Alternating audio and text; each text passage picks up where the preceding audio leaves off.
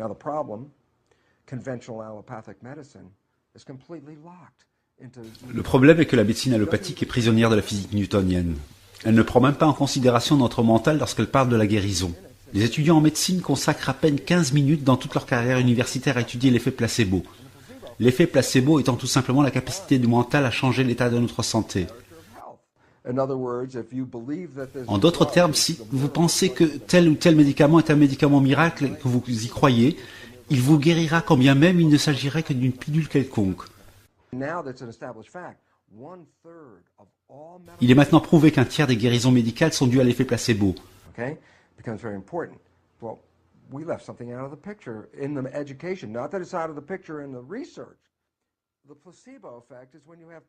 Cependant, si le placebo a des effets bénéfiques sur le corps, ce dont on ne parle pas dans les livres ou les mass médias, c'est ce qu'on appelle l'effet nocebo. L'effet nocebo est similaire à l'effet placebo, sauf que les pensées sont cette fois-ci de nature négative. Qu'est-ce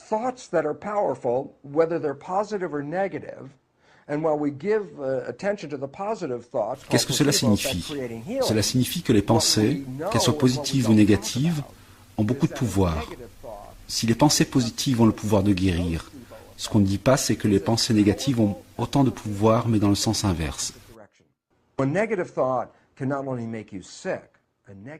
Les pensées négatives peuvent vous rendre malade, voire vous tuer, car leurs effets sont tout aussi puissants.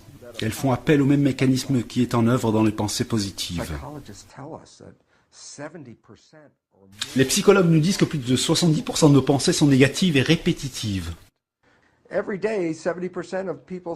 Tous les jours, 70% de nos pensées sont des pensées de nature à nous priver de notre santé et à amoindrir la qualité de notre vie à notre insu, car nous avons tendance à les considérer comme de simples pensées. Scientifiquement parlant, pourtant, ces pensées ont l'effet d'un placebo, mais dans le sens inverse. La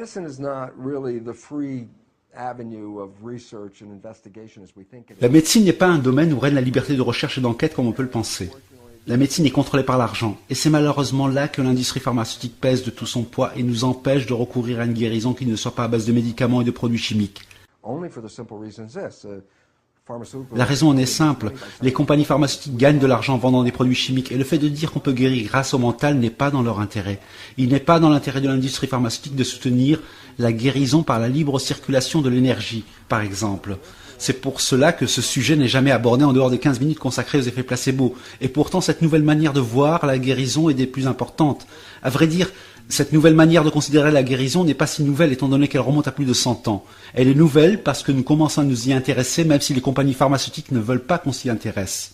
Le problème avec le pouvoir de la pensée positive est que les gens pensent qu'il suffit d'avoir des pensées positives pour que tout aille bien dans leur vie. C'est d'ailleurs pour cette raison même que le concept de la pensée positive ne jouit pas d'une bonne réputation auprès du public.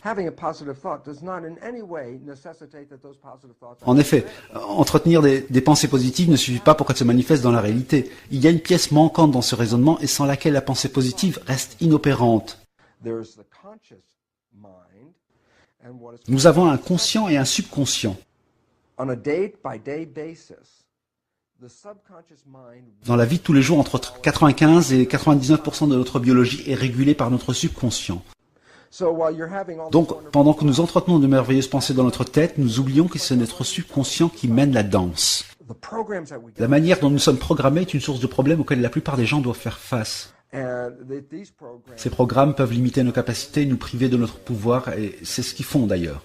Positive thinking is a creative thought that comes from the conscious mind. Okay, so I sit here and I'm going to have all these wonderful thoughts. I'm going to close my eyes and visualize all these wonderful things. Now stop and go back to... La pensée positive est une pensée créatrice qui vient de votre conscient. Vous pouvez entretenir des idées merveilleuses, fermer les yeux et visualiser de belles choses. Mais pensez à l'instant au mécanisme en jeu. Vous faites appel à un processeur minuscule qu'on appelle le conscient. Et vous le mettez en concurrence avec des programmes venant de votre subconscient. Vous dites par exemple que vous êtes en bonne santé, que vous avez une bonne relation intime. Mais en même temps, vous avez en vous des programmes qui vous disent que votre santé n'est pas aussi bonne que vous le pensez, ou vous n'êtes pas assez bon pour créer une bonne relation intime. Que se passe-t-il dans ce cas? Vous mettez en balance vos pensées positives et vos programmes, et pendant que vous essayez d'entretenir des pensées positives dans votre tête, 95% du reste de vos activités sont contrôlées par le subconscient, par un autre système de croyances. Faites le calcul et dites-moi si les pensées positives peuvent être si puissantes.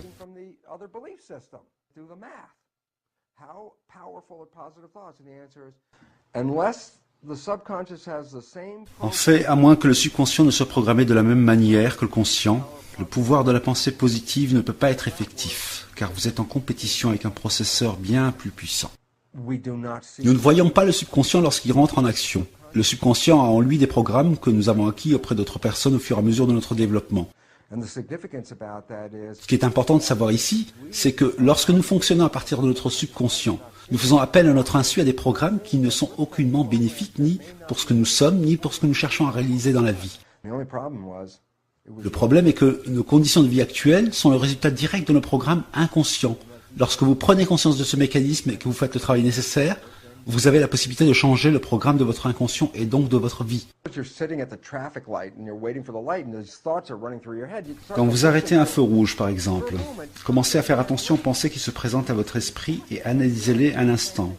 Vous verrez que vous avez des pensées telles que « ça n'arrivera pas » ou « avec la chance que j'ai, ça m'étonnerait que je réussisse » ou alors « elle ne sera pas intéressée par moi ». Commencez à prendre conscience du fait que ces pensées qui influent sur votre biologie sont des pensées en libre circulation et qu'elles s'écoulent de votre inconscient comme l'eau s'écoule d'un robinet. Prenez également conscience que ces pensées forment vos véritables croyances. Et la première des choses à faire si vous voulez regagner le contrôle de votre vie, c'est d'écouter ces pensées-là. Vous vous rendez compte alors pourquoi, étant donné vos pensées, votre vie n'est pas aussi belle que vous le vouliez.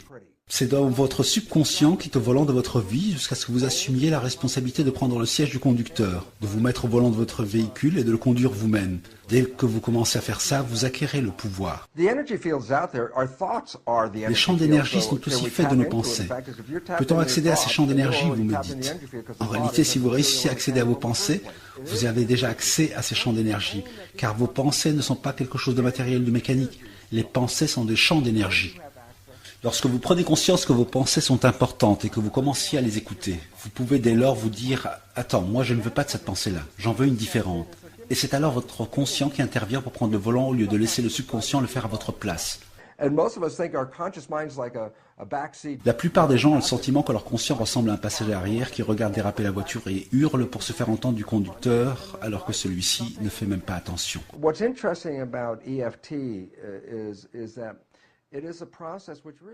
La technique de libération émotionnelle est importante dans le sens où elle fait appel à une sorte de super apprentissage. C'est comme si l'on appuyait en quelque sorte sur un bouton d'enregistrement dans le subconscient.